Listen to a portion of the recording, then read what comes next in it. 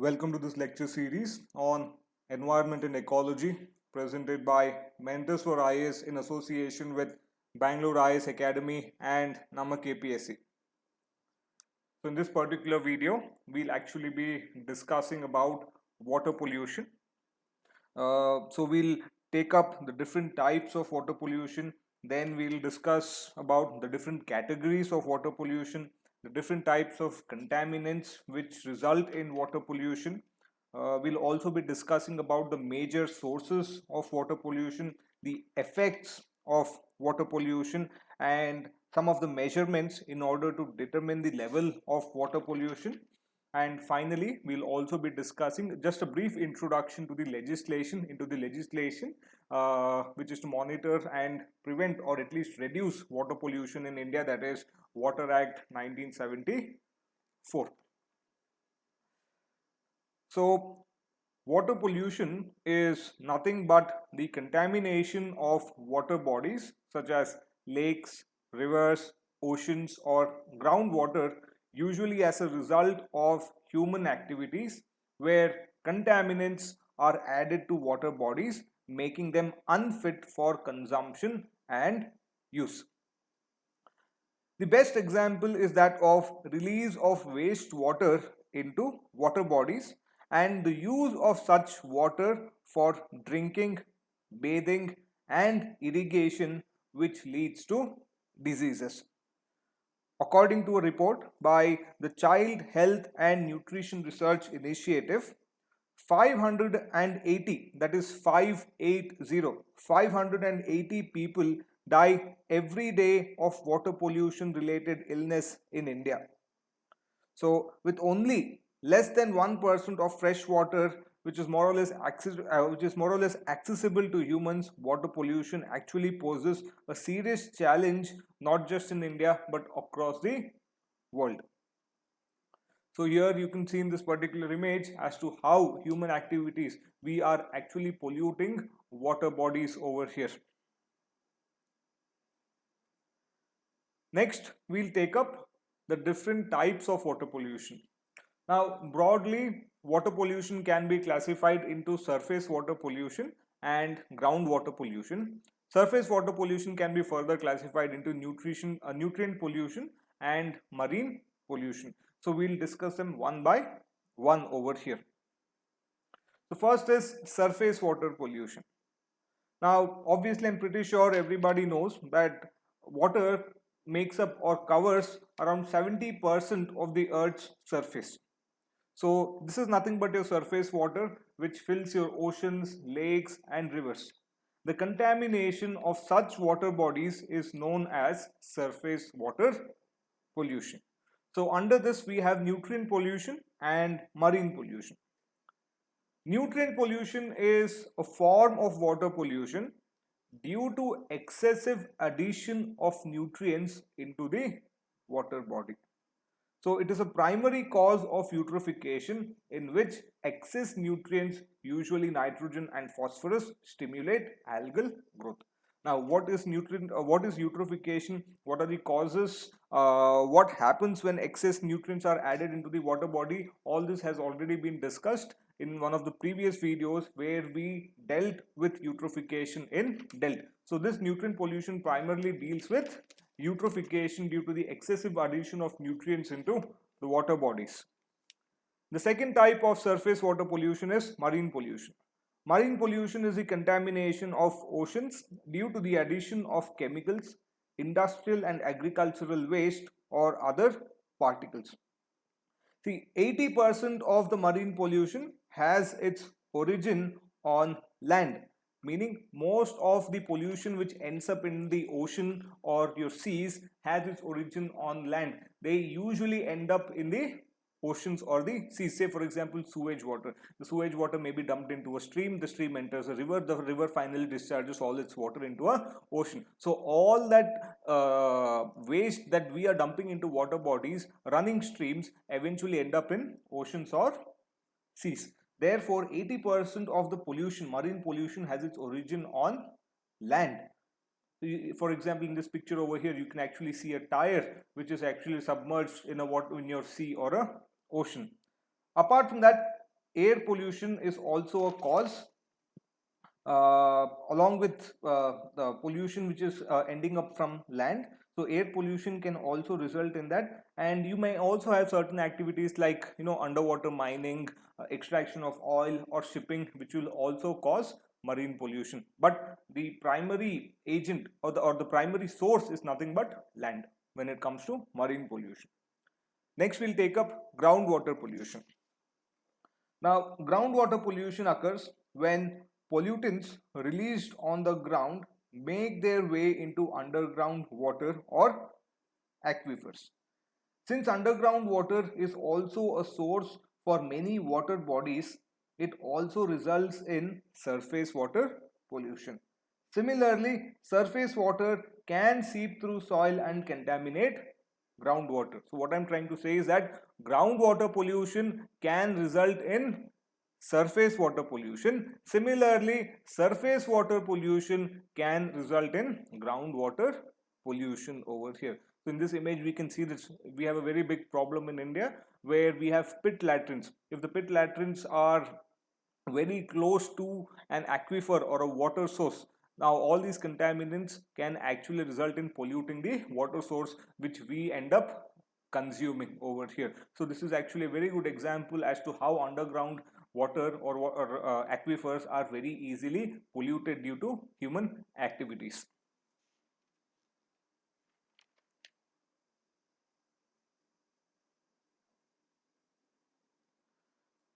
Now, next we'll discuss about the different categories of water pollution.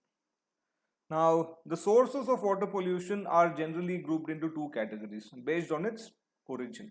One is point source, the other is non-point source. So first we'll take a point source in brief. Point source water pollution refers to contaminants that enter a water body from a single identifiable source, such as a pipe or a ditch. So you can see in this image over here. So we have a water body. We have a water body here. Now this is identifiable very easily. In this entire water body, this is the only place where pollutants or contaminants are entering into the water body. Now this is the only single source, and therefore it is known as the point source. Since the pollution is from a single identifiable source, it is actually easier for us to regulate such sources of pollution. So whenever you have point sources of pollution, it becomes easier for us to control, mitigate and prevent pollution to ensure that the level of pollutants entering into the water body may be reduced. Now compare this with non-point source. Non-point source water pollution refers to contaminants that do not originate from a single discrete source. This type of pollution is often the cumulative effect of small amounts of contaminants gathered from a large area. For example, you could consider the leaching out of nitrogen compounds from fertilized agricultural lands. Meaning that, say for example, in this image over here, point source means this is the only place from which pollutants are entering into the water body. What if along the entire stretch of the water body you had several pipes discharging water bodies? What if you had several pipes actually discharging water bodies, pollution into the water? So non-point sources where you have pollutants entering into the water body along a large stretch, and therefore it becomes difficult for us to regulate such pollution. So due to its nature, it is difficult for us to regulate such pollution, whereas when it comes to point source, it is very easy for us to regulate because it is from a single identifiable source, whereas non-point source is where the pollution or the pollutants are entering into the water bodies from several different places in small amounts, because of which it becomes very difficult for us to regulate. Say for example, you have a very large field where you have many farms owned by many people. Now all the fertilizers, pesticides, herbicides from this runoff enters into a water body. It becomes much more difficult for us to regulate it. This is known as non-point source water pollution. Next, we'll discuss about the different types of contaminants. Uh, the specific contaminants that cause water pollution can be broadly classified into chemicals, pathogens, and physical changes such as elevated temperature. So first we'll briefly take up chemicals. See, while many chemicals and substances may be naturally occurring, they actually become a contaminant when their concentration increases beyond a certain point. Chemicals become contaminants, start to pollute water when their concentration increases beyond a certain point.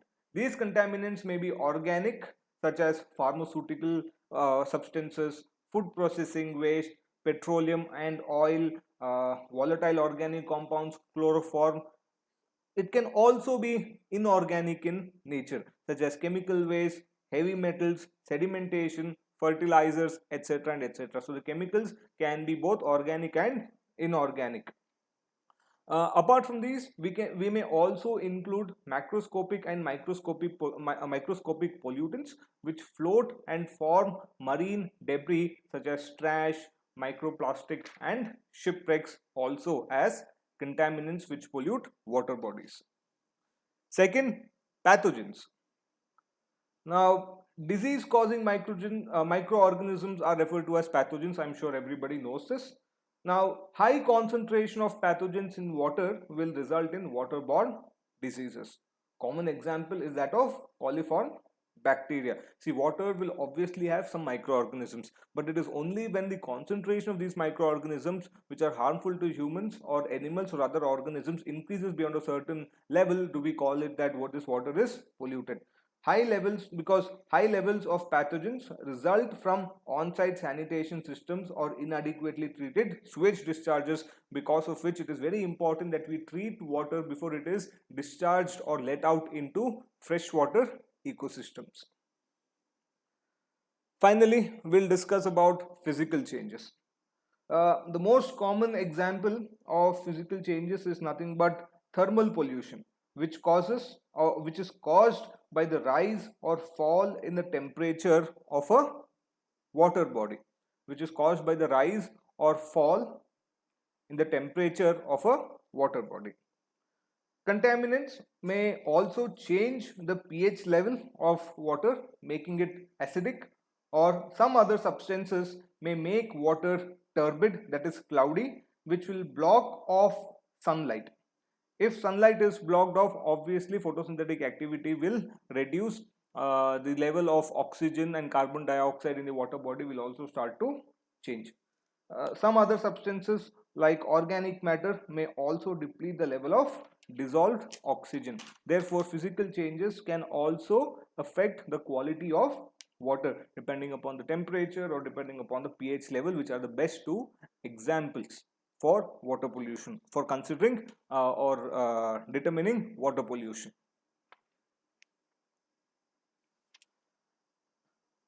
Next, we'll take up sources of water pollution. Now, the sources of water pollution are mostly the most what do you call as contributing sources when it comes to water pollution are agriculture, sewage and wastewater, industrial effluents, and atmospheric pollution. So we'll just briefly discuss each of these. Now, agriculture sector is one of the biggest consumers of global freshwater resources, with farming and livestock production using about 70% of the earth's surface water supplies. But this agricultural sector is also a major water polluter. It is also a major water polluter. See, every time it rains, fertilizers, pesticides, and animal waste, which can be considered, which may have nutrients and pathogens, will be washed away by this rainwater into water bodies. Similarly, since it is farming activities, loose soil, that is sediments, may also be washed off from fields into water bodies, thereby polluting water.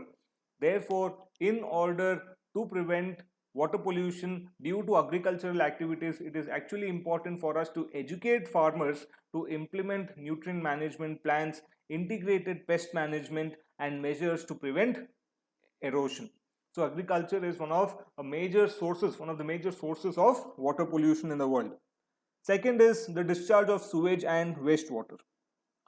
Sewage and wastewater includes water from bathrooms and kitchens, and also rainwater carrying oil, grease, or chemicals from roads and concrete pavements, cement pavements that pollute our water bodies. Therefore, it is important to treat water at sewage treatment plants and implement other methods like bioretention basins or systems before allowing to discharge this water into our water bodies, which will end up polluting them. Third, we have industrial effluents. Some industries obviously generate a lot of wastewater, which along with other chemicals are discharged off into water bodies directly without treatment, thereby polluting our water bodies, and it can also result in thermal pollution. It can also result in thermal pollution. Next, atmospheric pollution. Now, climate change with increased carbon dioxide is leading to ocean acidification. Now, all these things we have already discussed. I'm pretty sure all these different sources of water pollution you already have an idea. This is nothing but to refresh everybody's memory before the exam so that you are well aware of the different sources of water pollution. There's nothing new over here. This is nothing but to brush up and refresh everybody's memory. So obviously climate change with increased carbon dioxide is actually leading to ocean acidification. Atmospheric pollution will also include wind which blows dust, debris or plastic into water bodies. Wind blowing unwanted materials into water bodies can also be considered to be atmospheric pollution.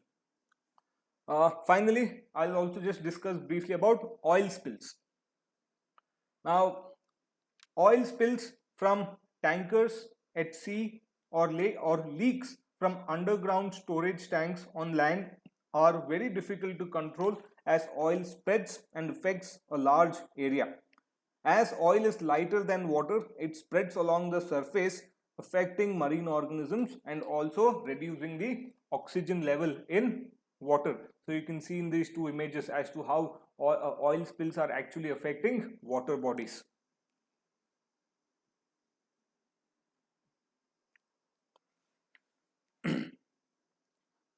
Next, we'll take up briefly the effects of water pollution. First, the effects of aquatic ecosystem. The effects on aquatic ecosystem. See, polluted water reduces dissolved oxygen and may eliminate sensitive organisms like plankton, mollusks, or fish. Similarly, heavy metals, biocides, and PCBs, that is polychlorinated biphenyls, PCBs, polychlorinated biphenyls, can also eliminate sensitive organisms. So whenever contaminants are added into a water body and when their concentration increases beyond a certain level, it may change the properties of water, and all those organisms which are very sensitive to changes in the properties of water will not be able to survive and may be eliminated. Similarly, thermal pollution. Those organisms which are very sensitive to change in temperature may also be not able to survive in such water bodies which we as humans end up polluting. Second, effects on human health. Now, polluted water usually contains pathogens like virus, bacteria, protozoas, which cause waterborne diseases like jaundice, cholera, typhoid, and diarrhea. Heavy metals in water can also cause health problems. Say, for example, take mercury, water bodies which are contaminated with mercury. Mercury compounds in wastewater are converted by bacterial action into toxic methyl mercury, which can cause mental derangement, numbness of limbs, deafness, loss of hearing, and loss of vision as well. If water is contaminated by cadmium, it may cause lung cancer, liver cancer, and also itai, which may also be known as the ouch disease, which affects bones and joints. If a water body is contaminated with lead, it can cause anemia, headache, loss of muscle power, etc. Similarly, if you consider underground water, it is possible that underground water may be affected by many other compounds. If you consider water, if you take underground water, if you consume underground water, and if this drinking water has excess nitrate in it, this nitrate will react with hemoglobin to form non-functional methemoglobin, which impairs oxygen transport in the body, and this results in blue baby syndrome. So if a person drinks, especially in babies, if the water which is consumed has a lot of nitrates, it will hamper the capacity of this hemoglobin, which is nothing but a protein, to carry oxygen in the blood.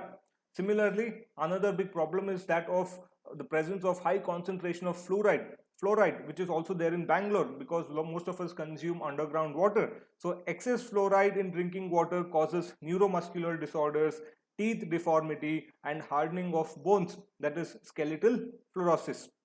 So what happens is, when you consume a lot of underground water, it is possible that many of these compounds leach into water bodies, leach into underground water due to excessive extraction of underground water. Another big problem is that of arsenic. Over exploitation of underground water may lead to leaching of arsenic from soil and rock into your underground water, thereby contaminating groundwater, which causes blackfoot disease, diarrhea, lung and skin cancer as well. Therefore, consumption of polluted water has tremendous effects on human health, and this is not just restricted to India, but is actually seen across the world. And I did mention initially in the beginning of the video that 580 people actually die due to water pollution related illnesses in India every day. Apart from that, we also have biomagnification and eutrophication. However, we have already discussed biomagnification and eutrophication in one of the previous videos. If not, you can actually go back and please do have a look at these two particular topics, that is eutrophication, biomagnification. These are actually important as concepts in environment and ecology. So water pollution will also give effect to biomagnification and eutrophication as well.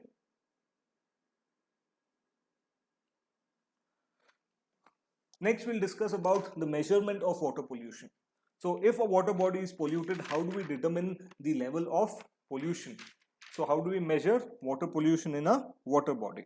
Now this can be done by physical testing of the water body, biological testing, or even chemical testing.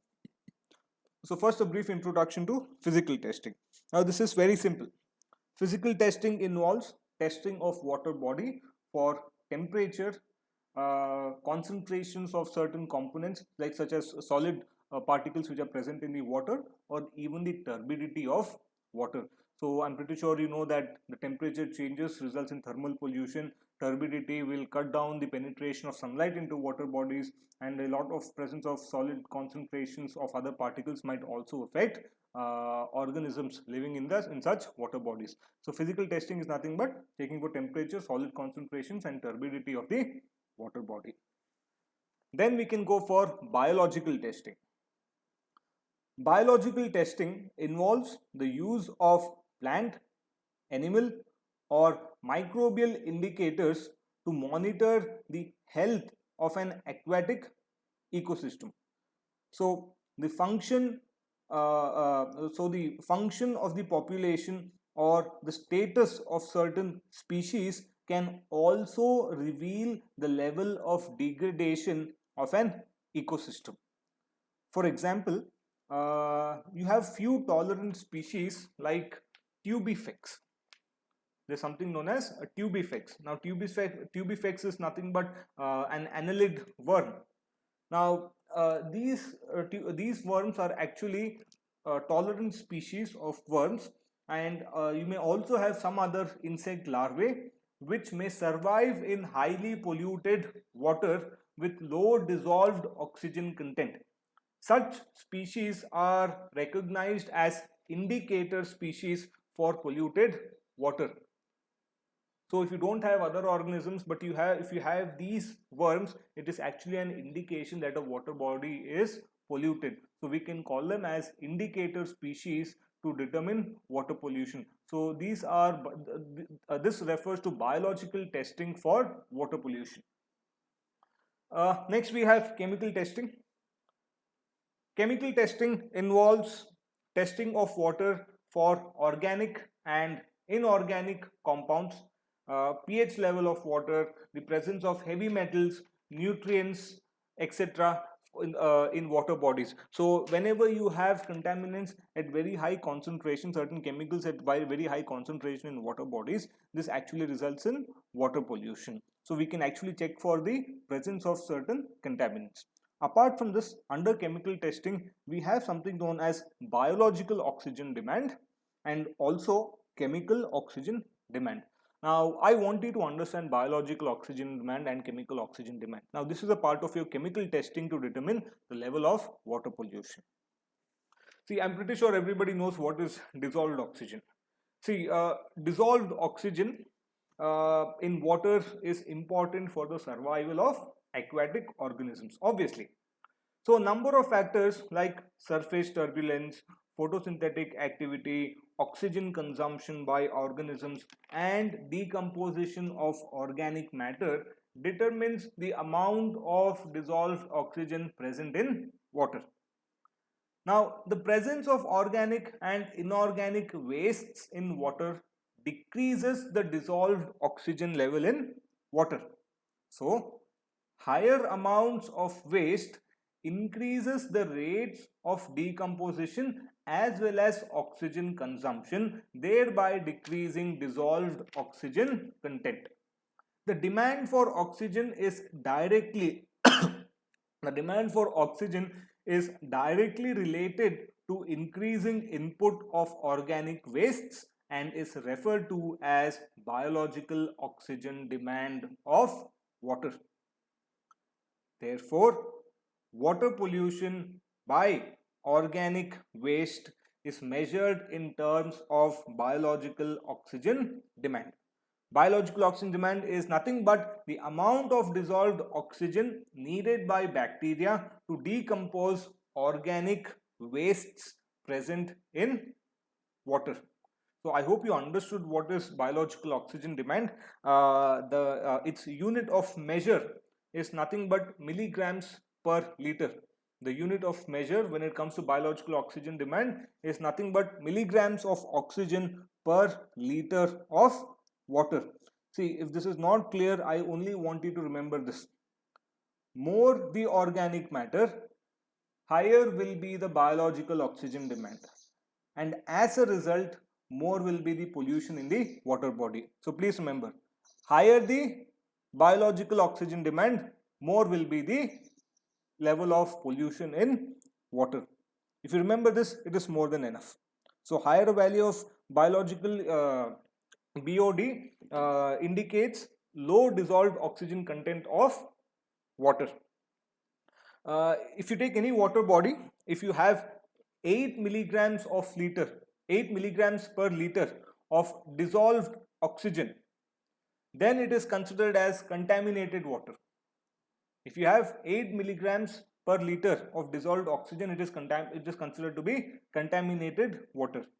If it is 4 milligrams per liter or less, if it is the level of dissolved oxygen, if it is less than 4 milligrams per liter or less, then the water body is considered to be highly polluted.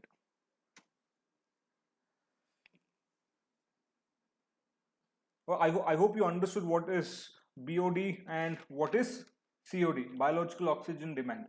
COD, now in order to explain COD, I want you to understand this. Now, based on what I have explained about biological oxygen demand, you should be able to understand that biological oxygen demand is limited to biodegradable materials only. This is the reason why biological oxygen demand is not considered to be a reliable method of measuring pollution level of water, because if you consider a water body, you may have organic content which are easily biodegradable. You may also have such a content or matter which are not easily biodegradable. So in order to determine the level of pollution in a water body, you should consider the level of pollution by pollutants which are both biodegradable and non-biodegradable. Whereas biological oxygen demand considers or determines the level of water pollution only by considering biodegradable materials. Therefore, a better method of determining water pollution or measuring water pollution is COD, that is your chemical oxygen demand. This COD is nothing but the measure of oxygen required for the oxidation of total organic matter present in water, that is both biodegradable as well as non-biodegradable. COD is very similar to BOD, except that COD is the amount of oxygen which is required to degrade both, to oxidize both biodegradable as well as non-biodegradable content or matter or material in water bodies. Similarly, higher the level of COD, higher will be the level of pollution in the water body. Please remember, higher the level of BOD or higher the level of COD, more is the level of pollution in the water body. So finally, just a brief introduction to Water Act. So this is known as the Water Prevention and Control of Pollution Act 1974.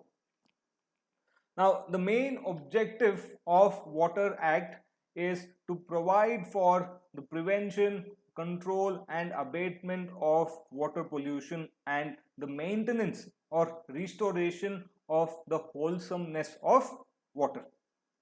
So this particular act is designed to assess pollution levels and punish polluters. So I want you to remember a few things about the Water Act. So among other things, the act also provides for few things. What are these few things?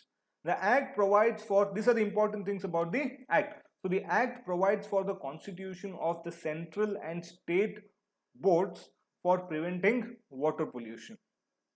The act also provides these central and state boards with power to take water samples and their analysis to determine if the discharge into water bodies is actually polluting the water bodies.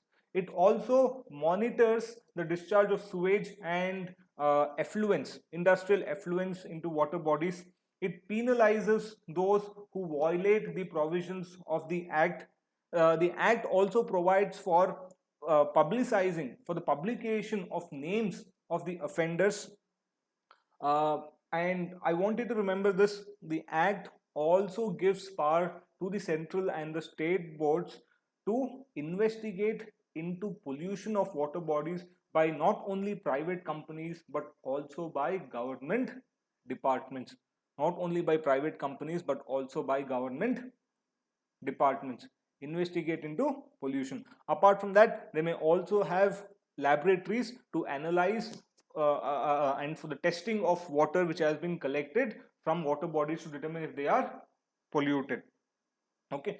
Last thing, the act also permits for the discharge of effluents by some industries or by some other organizations, provided they obtain the consent of the state water board, subject to any condition that the state water board may specify. It is not that no effluent may be discharged into a water body. Effluents may be discharged into a water body provided you take the required consent of the water board with respect to the conditions which are specified by the water board. So this is a brief about the Water Prevention and Control of Pollution Act 1974. So this is actually a table of organic and inorganic pollutants. Once again, you may just pause the video over here and just go through this. So the type of industry, inorganic pollutants and organic pollutants.